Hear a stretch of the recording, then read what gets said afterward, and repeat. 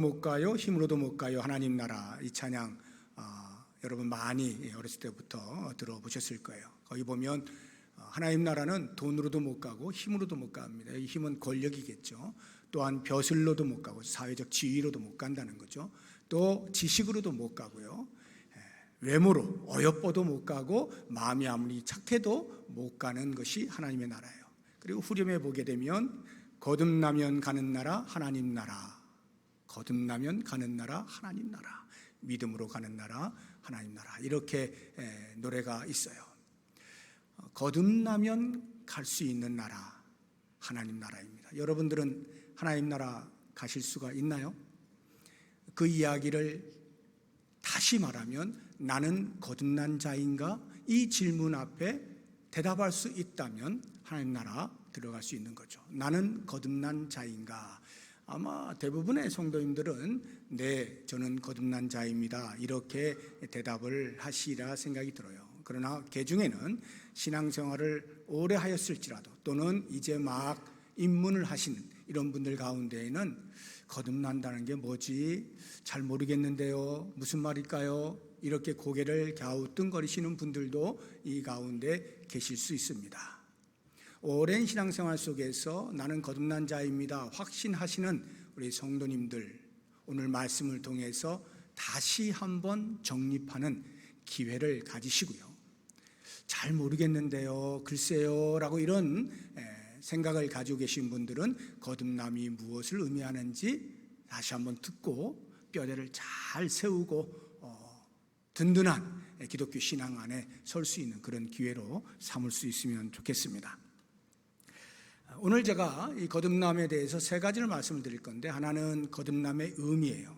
거듭남이 무엇인가 하는 부분이고, 또 다른 하나는 어떻게 하면 거듭날 수 있는가 하는 것이고, 마지막 세 번째는 거듭난 자는 어떻게 살아야 하느냐, 이렇게 세 가지로 나누어서 말씀을 드릴 텐데, 두 번째인 어떻게 하면 거듭날 수 있느냐 하는 부분에 대해서는 제가 한 1분 정도만 소요해서 여러분들에게 명쾌하게 성경이 이야기하는 바를 알려드리고, 이제 첫 번째인 거듭남이 무엇을 의미하는가 하는 부분과 거듭난 자는 어떻게 살아야 하느냐 하는 부분을 집중적으로 말씀을 드릴 거예요. 거듭남의 의미를 만약에 집을 짓는 일에 있어서 털을 닦고 뼈대를 세우는 것이다 라고 하면, 거듭난 자가 어떻게 살아야 하느냐라고 하는 부분은 거기에 밖에 벽을 세우고 안에 실내에 장식을 하는, 그래서 집을 완성하는, 그렇게 이해를 하시면 돼요. 그래서 기독교 신앙의 완성이 거듭남에 대한 분명의 의미를 알고 그 위에서 거듭난 자로서의 삶을 살아내면 기독교 신앙이 완성이 될 수 있습니다. 자, 그러면 첫 번째로 거듭남의 의미에 대해서 생각을 해보도록 하겠습니다. 거듭남, 한문으로 하면 중생입니다. 여기 중생은 불교에서 이야기하는 그런 중생이 아니에요. 백성 중자, 그 중자가 아니고 무거울 중자를 쓰고 있는 거예요. 그래서 모든 사람을 일컫는 그런 중생, 아이고 중생아 할 때 중생, 이런 의미가 아니고요, 다시 태어난다라고 하는 의미를 갖는 중생, 무거울 중자를 쓰는 중생입니다. 이 중생을 이야기할 때 세 가지 이해가 있어요. 하나는 문자적으로 이해하는 것입니다. 거듭났다, 거듭남이라는 것에 대한 문자적 이해가 있고요. 두 번째는 생활 속에서 우리가 경험적으로 이해하는 것이 있어요. 그리고 마지막 세 번째는 영적인 이해인데 성경이 말하는 바의 진의, 이것을 이제 제가 세 가지로 나누어서 말씀을 드릴 겁니다. 그 첫 번째인 문자적 이해를 보시게 되면, 거듭난다라고 할 때 나다라는 것이 태어난다는 말이에요. 거듭은 다시, 이런 말이죠. 그래서 다시 태어남, 이런 뜻을 가지고 있습니다. 그래서 영어로 보시게 되면 born again, 이렇게 표현을 하는 것입니다.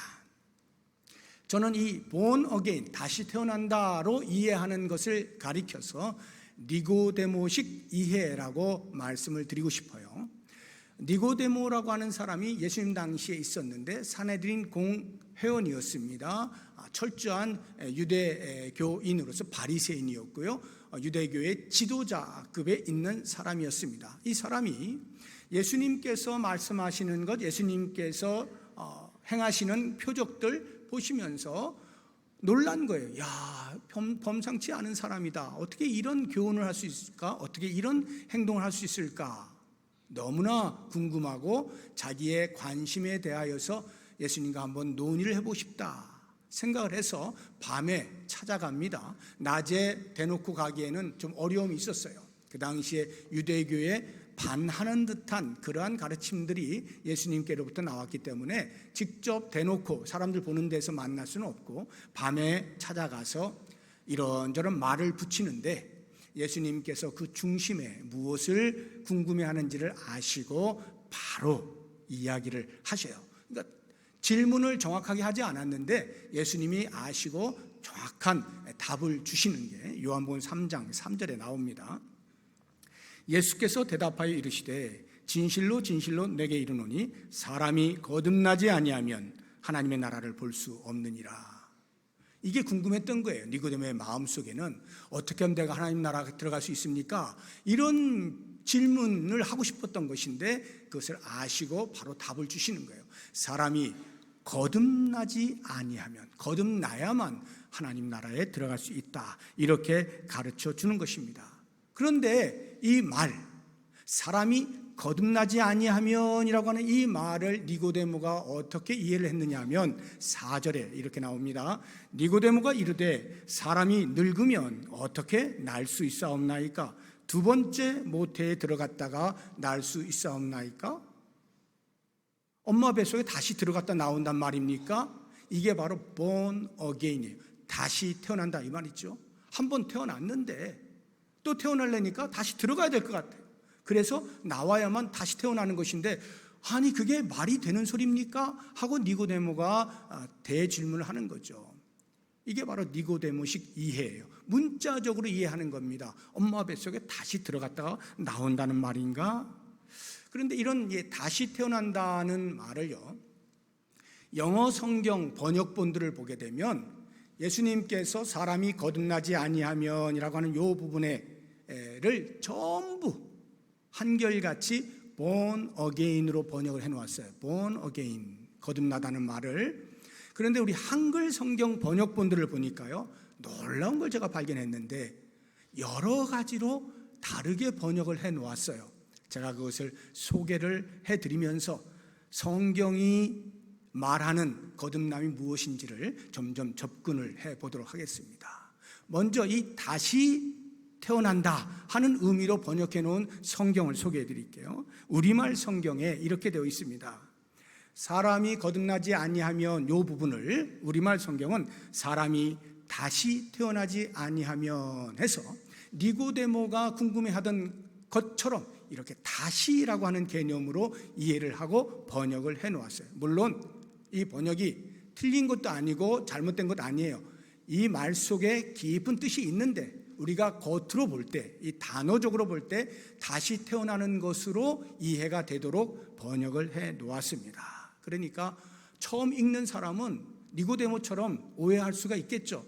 다시 태어나? 엄마 뱃속에 다시 들어간단 말이야? 이렇게 오해할 수가 있도록 번역이 되어져 있어요. 그런데 사실 이 말은요, 그런 뜻이 아니죠. 다시 태어난다는 말은 그 두 번째가 생활적 이해라고 했는데 이런 말이잖아요. 새 사람이 됐다. 새 사람이 됐다. 개과 천선했다.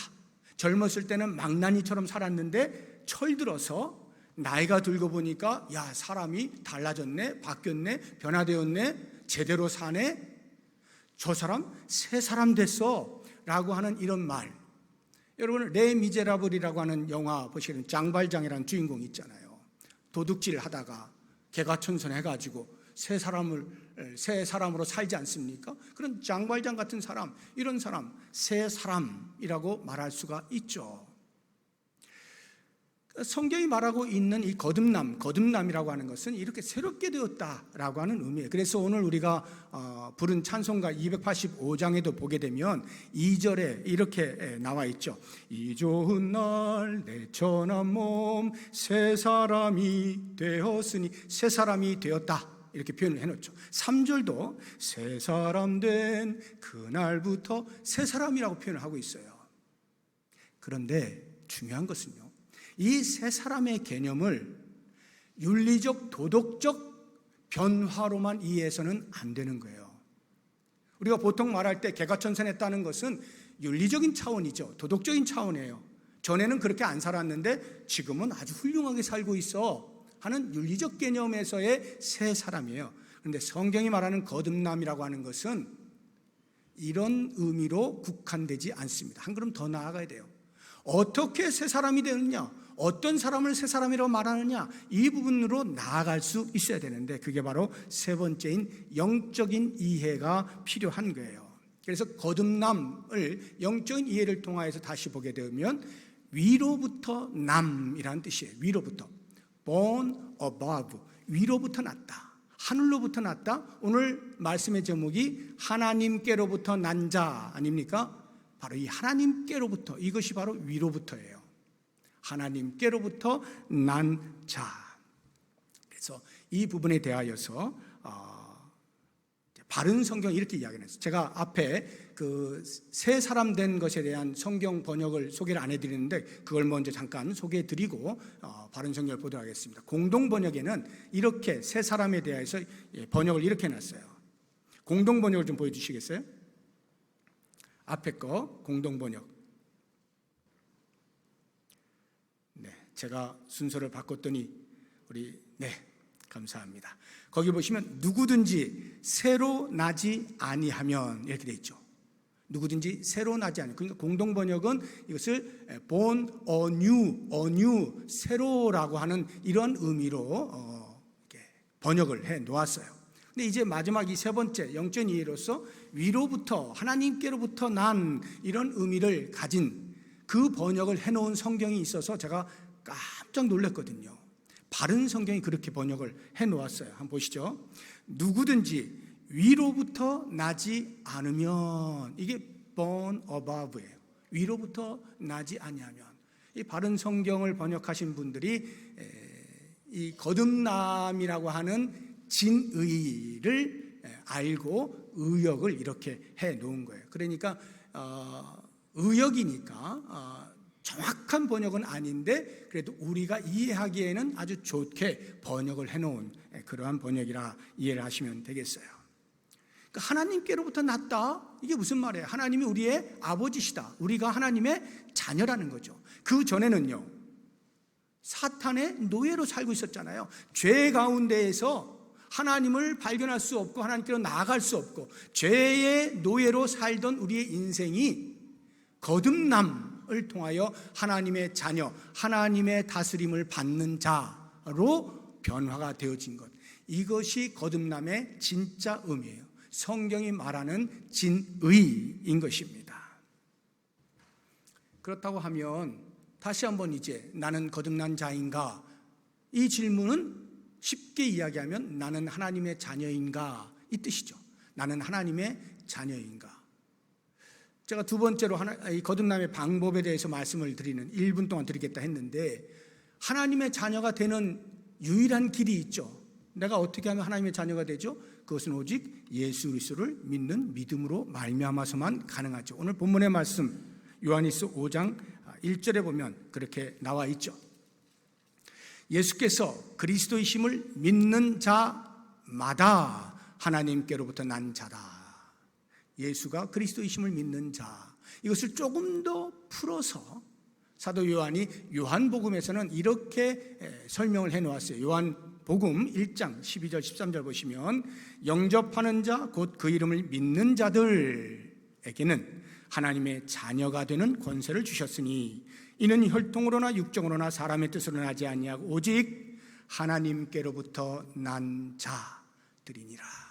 하나님께로부터 났다, 하나님의 자녀다, 이것은 곧 예수를 영접하고 믿는 거예요. 예수는 그리스도이시다, 내 인생의 주인이시고 내 모든 삶의 구세주이시다, 이것을 고백할 수 있는 사람, 나의 왕이시다, 이렇게 고백할 수 있는 사람이 곧 하나님의 자녀, 하나님 나라의 백성이 될 수 있다는 것이에요.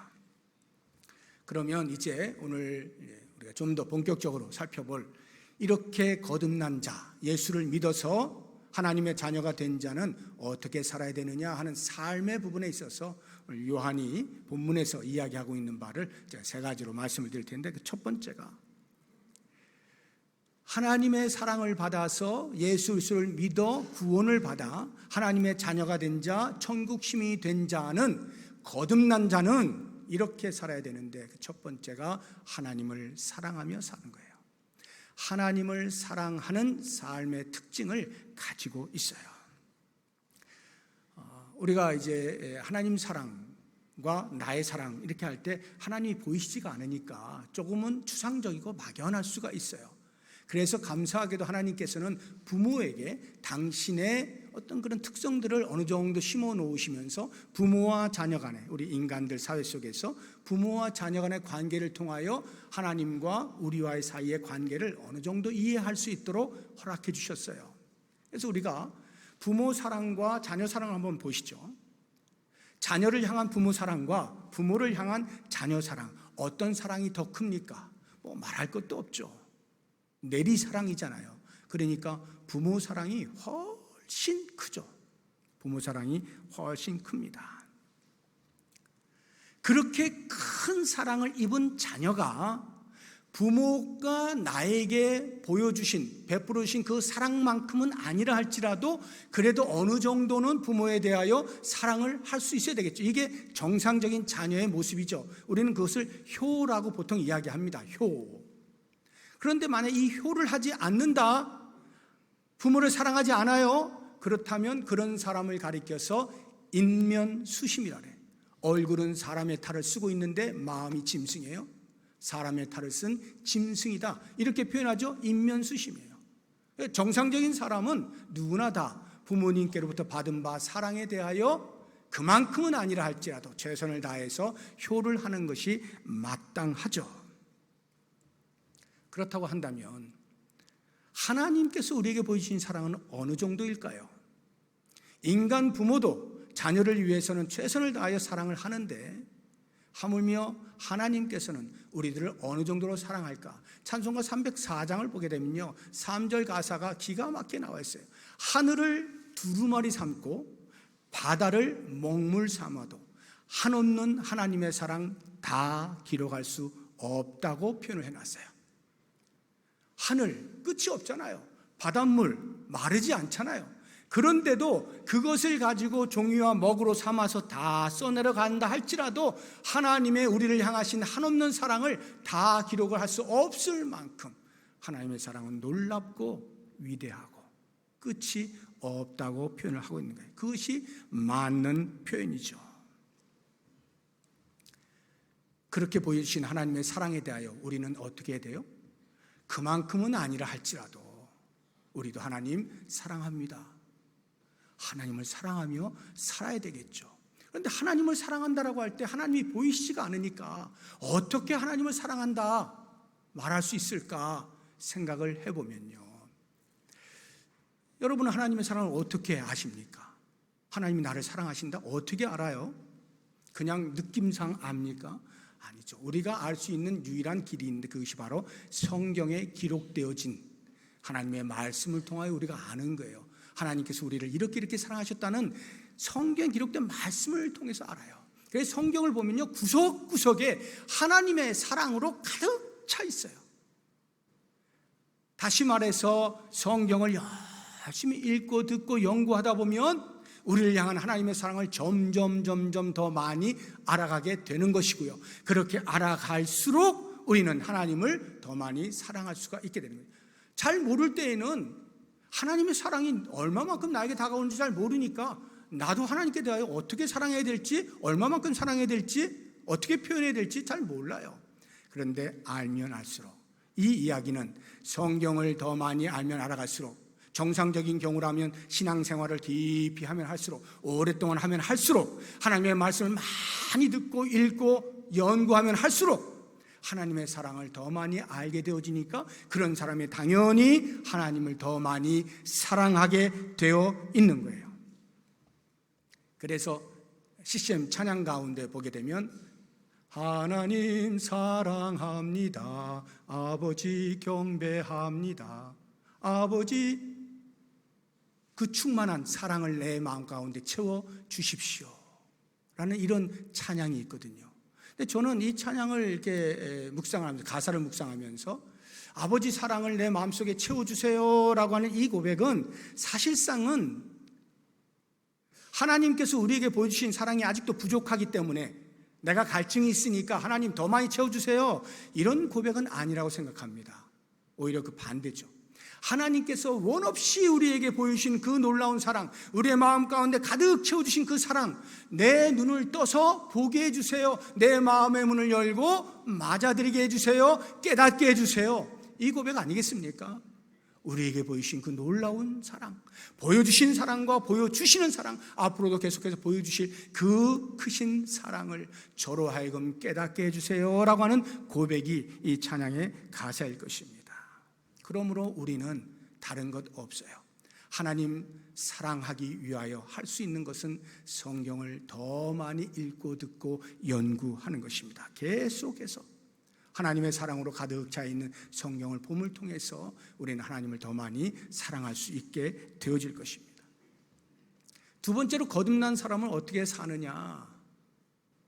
그 하나님의 말씀 읽고 듣고 배워서 그 속에 하나님의 사랑을 아는 그것으로 끝나는 것이 아니라, 그래서 그 말씀을 순종하여 따르는 것입니다. 우리는 이것을 청종이라 해요. 청종, 듣고 따른다, 듣고 순종한다, 청종이에요. 내가 부모를 사랑한다, 아버지를 사랑한다, 어머니를 사랑한다 할 때 그 사랑함의 영순위가 뭘까요? 많이 있어요.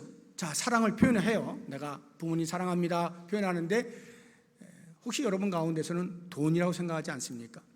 만약에 그렇게 생각하시는 분이 계신다면 그것은 이미 만몬의 영향을 깊이 받은 거예요.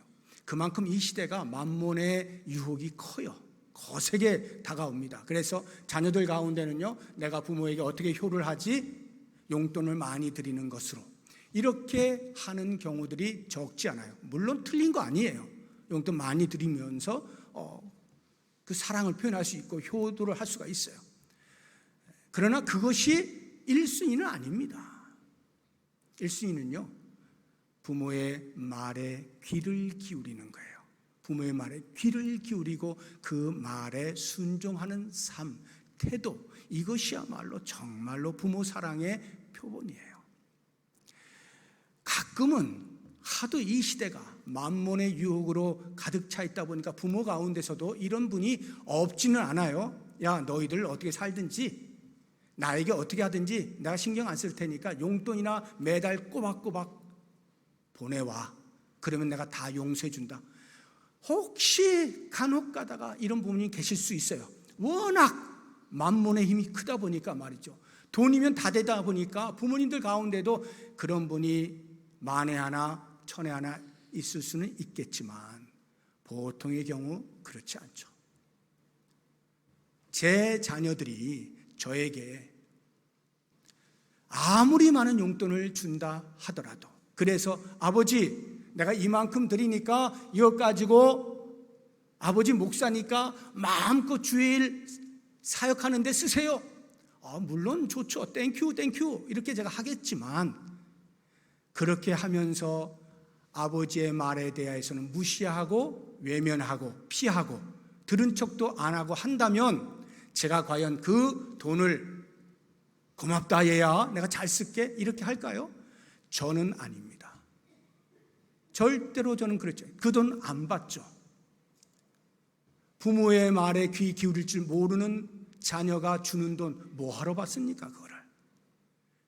아마 여러분도 다르지 않을 거예요. 우리 하나님께서 전혀 부족한 분이 없으시잖아요. 생각해 보세요. 돈이 필요한 부모조차도 부모의 말에 순종하지 아니하는 자녀의 돈을 받으려고 하지 않는다고 할 것 같으면, 하물며 모든 것에 부족함이 없으신 우리 하나님께서 우리가 드리는 알량한 헌금 행위를 통해서 하나님이 기뻐하실까요? 그것이면 됐어, 그래 네 삶은 네가 알아서 해, 이렇게 하실까요? 절대 그럴 리 없어요. 과거에 이스라엘 백성들 가운데 있어요, 사울 왕, 이스라엘의 초대 왕이 사울 왕 아니에요? 사울 왕이 이스라엘과 아말렉이 전쟁을 치르는데 하나님께서 사무엘 선지자를 통하여서 말씀하셔요. 야, 아말렉을 칠 때 한 사람도 남기지 말고, 하나도 남기지 말고 진멸해라, 이렇게 말씀하시거든요. 진멸해라. 그런데 사울이 싸우다가요 승리했어요. 그런데 그 아말렉의 왕 아각을 사로잡습니다. 그리고 가축들 가운데 좋은 것들 따로 빼놨어요. 사무엘이 알고 찾아가서 책망을 합니다. 야, 그거 왜 빼놨어? 그랬더니 사울이 뭐라 그런지 아세요? 이거 하나님께 제사 드릴 때 아주 좋은 제물 드려야 되잖아. 그러니까 내가 이렇게 따로 빼놓은 거야. 내가 무슨 욕심이 있어가지고 나 때문에 내가 이렇게 빼놓은 게 아니야. 하나님께 제사 드릴 때 좋은 제물 드리려고 빼놓은 것뿐이요 라고 변명을 했어요. 그때 사무엘이 하나님께로부터 받은 바 말씀을 그에게 전달하는데 이렇게 합니다. 우리 사무엘상 한번 보도록 하겠습니다. 15장 22절인데요. 사무엘이 이르되 여호와께서 번제와 다른 제사를 그의 목소리를 청종하는 것을 좋아하심같이 좋아하시겠나이까? 하나님의 말씀에 순종하지 않으면서 제사를 잘 드리고 제물 좋은 것 드리면 하나님이 기뻐하실 것으로 생각하셨습니까? 이 이야기예요. 순종이 제사보다 낫고 듣는 것이 순양의 기름보다 나은 것입니다.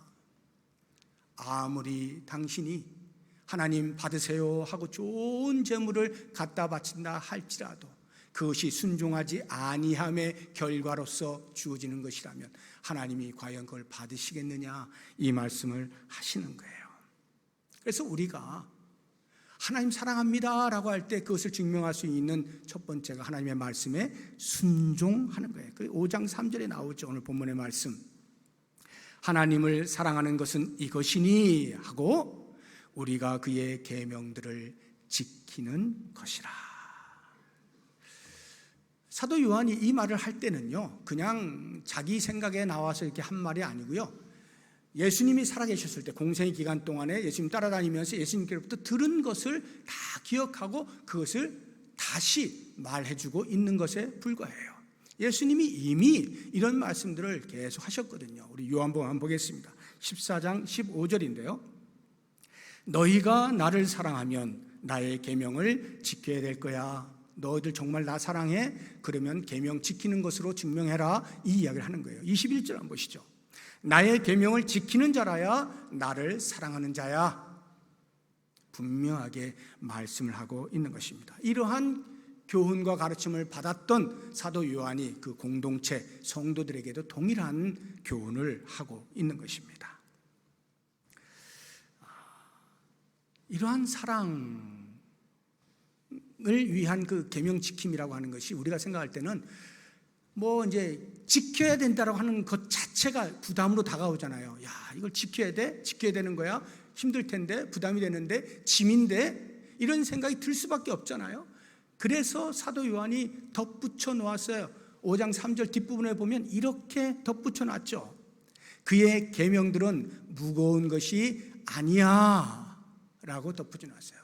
절대로 계명이 무거운 게 아니야. 지키기 힘든 게 아니야. 너희들 골탕 먹이려고 그렇게 어려운 계명들 주시는 그런 것이 아니다 라고 이야기를 하고 있는 거예요. 실제로 우리 하나님께서요 이스라엘 백성들에게 계명을 주실 때, 규례와 명령들을 주실 때 이스라엘 백성들이 그렇게 생각할 것을 아셨어요.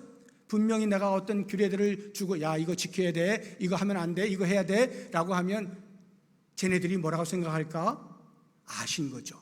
그리고는 자상하게 설명을 해 주셨어요. 내가 너희들에게 이렇게 계명을 주는 목적이 있다, 이유가 있다 라고 설명해 주신 것이 신명기 30장에 나옵니다. 한번 보겠습니다. 11절 이하인데요.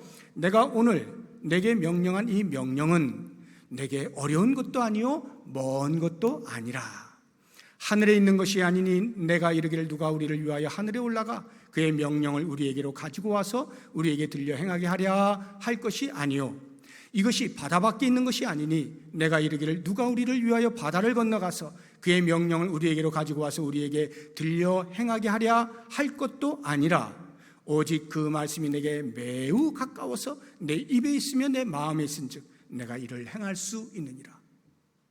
하늘에 있다, 바다 너머에 있다 그러면 가기가 힘들잖아요. 그거 언제 가지고 와가지고 그걸 지켜? 말도 안 돼. 그런 계명이 아니라는 거예요. 그 계명은 너에게 매우 가까이 있어. 내가 너희에게 주는 계명은 아주 가까이 있는 거야. 너희 입 안에 있어. 너의 마음에 있어. 지키기 쉬운 거야. 핑계하지 말라, 변명하지 말라 하는 말도 되지만 너희들은 얼마든지 지킬 수 있다. 내가 힘을 더해줄게. 내가 힘을 공급해줄게. 위로하고 격려하는 말씀이기도 하는 것입니다. 이러한 말씀을 듣는 이스라엘 백성들이 적지 않게 용기를 얻을 수 있었겠죠. 그러나 그렇다고 해서 알겠습니다, 주님, 무엇이든지 말씀하십시오, 제가 다 지켜 행하겠습니다 하기에는 여전히 부담스러워요. 그러니까 하나님께서 한 가지를 더 말씀하시는 거예요. 얘들아, 내가 이거 주는 거 사실 알고 보면 나 때문에 지키라고 하는 거 아니야. 이거 너희들 때문이다. 분명한 목적을 이야기해 주셔요. 신명기 10장을 한번 보겠습니다. 이스라엘아, 내 하나님 여호와께서 내게 요구하시는 것이 무엇이냐? 곧 내 하나님 여호와를 경외하여 그의 모든 도를 행하고 그를 사랑하며 마음을 다하고 뜻을 다하여 내 하나님 여호와를 섬기고 내가 오늘 너의 행복을 위하여 너에게 명하는 여호와의 명령과 규례를 지킬 것이 아니냐. 하나님께서 이스라엘 백성들에게 주시는 명령과 규례들은 전부 누구를 위한 거라고요? 이스라엘 백성들을 위하여, 그들의 행복을 위하여 주신 거예요. 그 계명을 잘 지킴으로써 말할 수 없는 하늘에 복을 얻게 되어진다. 그들의 행복을 위하여 주시는 것이다, 이 말이에요. 그러므로 우리가 거듭난 자로서 마땅히 하나님의 말씀에 순종하여 살아야 하는데 이것이 짐으로서가 아니라 오히려 나의 행복을 위하여서라는 사실을 잊지 말고 오늘날 그 어떤 것보다 행복을 추구하고 있는 이 시대에 답을 주고 계시잖아요. 인간이 진정으로 행복할 수 있는 길이 무엇이냐? 하나님의 말씀을 듣고 그 말씀에 순종하면 그것이 곧 우리 인간들에게 최고의 행복이 될 것임을 분명하게 말씀하고 있죠. 거듭났습니까? 하나님의 자녀입니까? 하나님의 말씀에 순종하는 삶을 살 수 있기를 바랍니다. 마지막 세 번째로 거듭난 자의 삶의 특징은 요한일서 강의하면서 계속 반복하여 말씀드리고 있는 형제 사랑입니다. 형제 사랑. 하나님 사랑, 내가 하나님을 사랑합니다라고 하는 이 하나님 사랑과 형제를 사랑합니다라고 하는 형제 사랑, 이 두 가지 중에 어떤 게 더 쉬울 것 같아요? 반대로 어떤 게 더 어려울 것 같아요? 이 부분을 생각할 수 있도록 요한일서 4장 20절이 우리에게 이렇게 이야기를 하고 있어요. 한번 보겠습니다. 누구든지 하나님을 사랑하노라 하고 그 형제를 미워하면 이는 거짓말하는 자니 보는 바 그 형제를 사랑하지 아니하는 자는 보지 못하는 바 하나님을 사랑할 수 없느니라. 눈에 보이는 형제도 사랑하지 못하면서 눈에 보이지 아니하는 하나님을 사랑한다고? 말도 안 돼. 그건 거짓말이야. 이렇게 지금 말씀하고 있잖아요. 이 요한일서 4장 20절을 마틴 로이드 존스 목사님이 이렇게 주의를 해놓았어요. 보시오 여러분, 눈에 보이는 형제를 사랑하는 이 쉬운 것도 못하면서 눈에 보이지 아니하는 하나님을 사랑하는 어려운 것을 어떻게 한단 말입니까? 쉬운 것도 못하는데 어려운 걸 어떻게 한다는 말입니까? 이렇게 주의를 해놓으셨어요. 상당히 일리가 있는 주의라 생각이 듭니다. 그런데 저는 아무리 생각해도 반대인 것 같은 거예요. 저는 형제 사랑이 어려워요. 형제 사랑이. 눈에 보이는 형제 사랑이 제 실존에서 경험적으로 어렵더라고요. 하나님 사랑은요, 그리 어렵지가 않아요. 왜? 하나님 사랑합니다. 이렇게 제가 고백을 할 때 누가 감히 이의 제기를 하겠어요? 너 정말 하나님 사랑해? 라고 누가 감히 따질 수가 있겠어요? 보이지 아니하는 하나님을 내가 사랑한다는데 누가 뭐라고 할 거예요? 그러니까 말할만 하잖아요. 해도 된다 이 말이에요. 간단해요. 하나님 사랑이 쉬워요, 저에게는.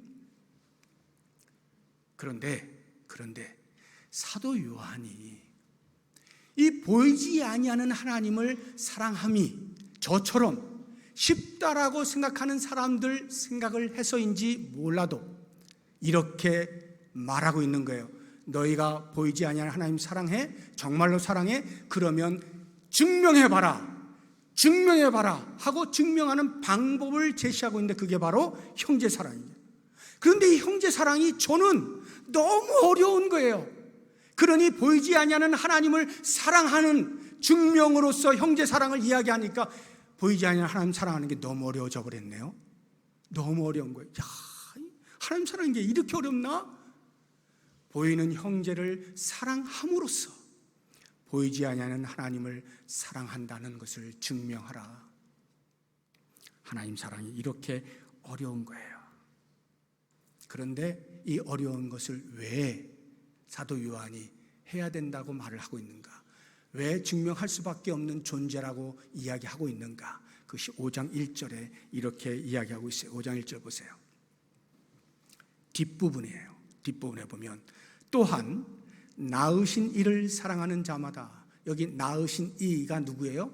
하나님이시죠. 우리가 하나님께로부터 온 자잖아요. 하나님의 자녀잖아요. 거듭난 자, 위로부터 온 자.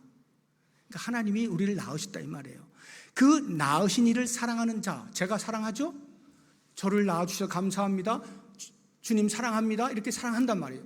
그렇게 사랑하는 모든 성도들이요, 그 다음 보시면 그에게서 난 자를 사랑해야 합니다. 그에게서 난 자가 누구예요? 나 아닌 또 다른 형제 자매 말하는 거 아니에요? 나도 그에게서 난 자이지만 내 옆에 있는 형제 자매도 하나님께로부터 난 자이잖아요. 그러므로 내가 하나님께로부터 났음을 예스, 그렇습니다 라고 말할 수 있다면 내 옆에 있는 사람도 똑같은 사람이니 그 사람 사랑해야 합니다 라고 이야기하는 거예요. 그게 당연하다는 거예요. 그렇기 때문에 형제 사랑을 통하여 하나님 사랑을 증명하라고 이야기하고 있는 것이죠. 제 자녀들이 저에게 돈 많이 갖다 주면 좋겠어요. 제가 하고 싶은 게 많아요. 그런데 그렇게 돈을 잔뜩 각자, 제 아들 딸이 셋이거든요. 세 명이 각각 어마어마하게 막 갖다 줘요. 그런데 그 자녀들이 서로 얼굴도 안 쳐다보네. 싸우고 지지고 볶네. 보기만 하면 으르렁거리네. 만약 그런다면 제가 마음이 어떨까요? 갈갈이 찢겨지는 거죠. 아무리 많은 돈을 갖다 줘도요, 제 마음이 찢기는 거 아니에요? 모든 부모의 마음이 그렇지 않습니까? 아무리 효도한다 하고 사랑한다 하고 아무리 말을 하고 뭘 해도 자녀들이 서로 지지고 볶고 있으면 그걸 보고 있는 부모는 견딜 수가 없는 거예요. 가슴이 찢어지는 거예요. 그러니까 설령 용돈 못 줘도 자녀들이 서로 우애 있게 지내기만 해도 부모는 그게 기쁨이 되는 거예요. 감사한 거예요. 야, 너희들 정말 너무 고맙다. 너희들 이렇게 사이좋게 사랑하며 살아줘서 너무 고마워. 그러지 않겠어요? 우리 하나님께서 당신이 낳으신 한 사람 한 사람이 공동체를 이루어서 서로 살아가는데 쳐다보지 않고 으렁거리고 끙끙거리고 다투고 시기하고 질투하고 미워하고, 만약에 그렇게 산다면 우리 하나님의 마음이 어떻겠어요? 갈갈이 찢겨 나가시는 거죠. 그리고 우리에게 애타게 요청하시지 않겠어요? 다른 거 필요 없다. 너희들 함께 잘 살아라. 사랑하며 살아라. 이렇게 말씀하시지 않겠습니까? 사랑하는 성도 여러분, 하나님을 사랑한다 하는 것과 형제를 사랑한다 하는 것, 우리는 도식적으로 이해하기가 쉬워요. 하나님을 사랑하느냐, 형제를 사랑하십시오. 형제의 사랑을 통하여 하나님 사랑을 증명하십시오. 마치 어떤 도식처럼 이해하기가 쉬운데요, 이건 도식의 개념이 아니고요, 예수를 믿어서 예수님처럼 되기를 원하고 예수님을 따라가서 예수님 닮기 원하는 사람이라고 한다면 모두가 다 그 예수님의 성품을 담고자 하는 성품의 문제라는 것을 아셔야 돼요. 형제 사랑이라고 하는 것, 이것은 성품의 문제예요. 하나님의 성품을 담기 원하고 예수님의 성품에까지 자라기를 원하는 모든 하나님의 자녀가 반드시 이루어내야 할 형제 사랑인 거예요. 그러므로 사랑하는 성도 여러분, 정말로 나는 거듭난 자입니까? 위로부터 난 자입니까? 하나님께로부터 난 자입니까? 하나님의 자녀입니까? 하나님 나라의 백성입니까? 천국 시민권을 가지고 있는 사람입니까? 하나님을 많이 사랑하십시오. 그리고 하나님의 말씀에 귀를 기울여 순종으로 하나님 사랑을 표현하십시오. 무엇보다도 내 옆에 있는 형제와 자매와 우애 있게 지내는 것을 통하여 하나님 사랑합니다 증명하며 살아갈 수 있는 우리 모두가 될 수 있기를 주의 이름으로 축복합니다. 기도하겠습니다.